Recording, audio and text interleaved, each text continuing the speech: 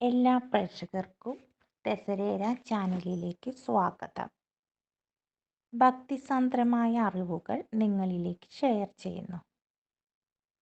Video ഇഷ്ടമാവുകയാണെങ്കിൽ like, share, subscribe ചെയ്യണമെന്ന് അഭ്യർത്ഥിക്കുന്നു. വീഡിയോയിലേക്ക് കടക്കാം.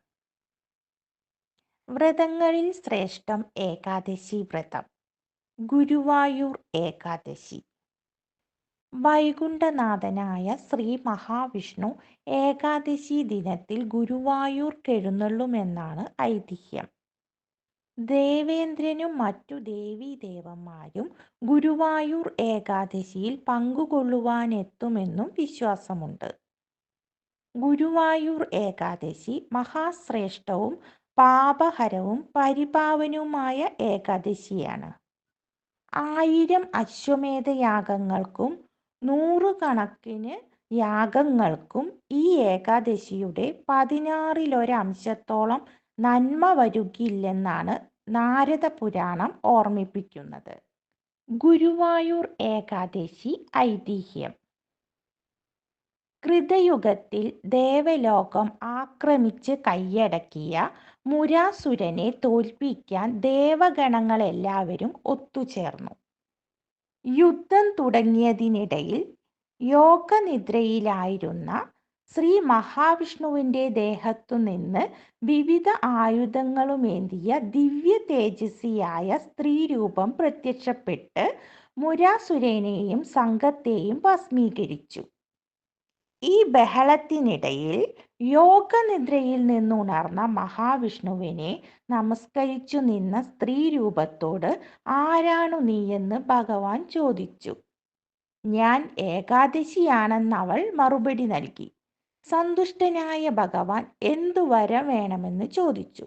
എൻ്റെ ദിവസം എല്ലാ പുണ്യദിനങ്ങളിലും വെച്ച് പുണ്യദിനമാക്കി അനുഗ്രഹിക്കണമെന്നും വ്രതമനുഷ്ഠിക്കുന്നവർക്ക് അശ്വമേധ ഫലവും വിഷ്ണുലോകം പുൽകുമാറാകണമെന്നും പാപനാശനവും മഹാപുണ്യവും സിദ്ധിക്കണമെന്നും അവൾ ആവശ്യപ്പെട്ടു.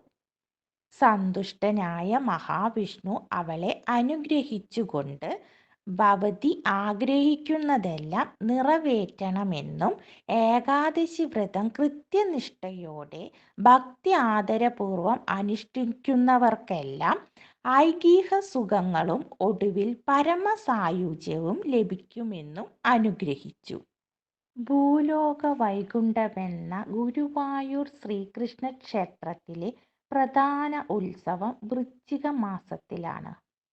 ഏകാദശിയിൽ ക്ഷീരസാഗരത്തിൽ അനന്തശയായി പള്ളികൊള്ളുന്ന ഭഗവാൻ യോഗനിദ്രയിൽ നിന്നുണർന്ന് ലക്ഷ്മീദേവിയോടുകൂടി ലോകത്തെ മുഴുവൻ അനുഗ്രഹിക്കുന്ന മഹാപുണ്യദിനം കൂടിയാണിത്.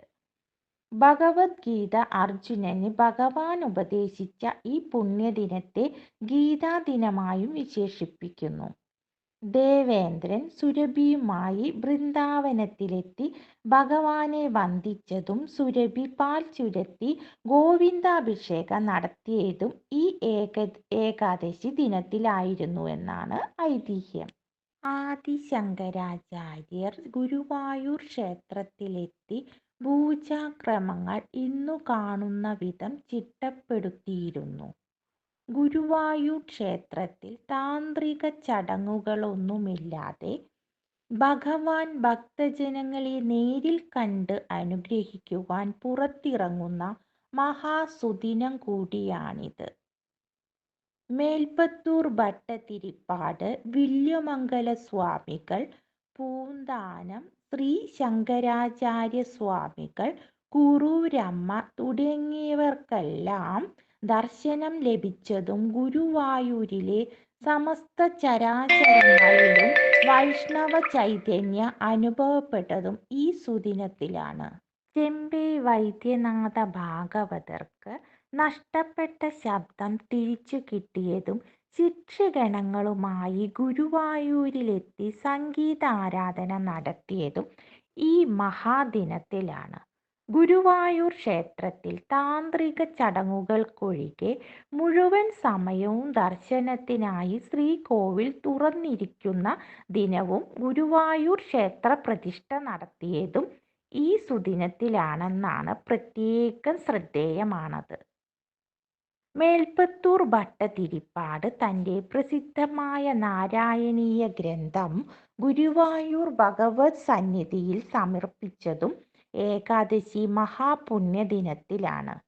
ഗുരുവായൂർ ഏകാദശി മഹത്വം ഉൾക്കൊണ്ട് കൃത്യനിഷ്ഠയോടെ വ്രതാനുഷ്ഠാനങ്ങളിലും ചടങ്ങുകളിലും പങ്കെടുക്കുന്നവർക്ക് ഭഗവത് ദർശന സൗഭാഗ്യമുണ്ടാകുമെന്നാണ് വിശ്വാസം.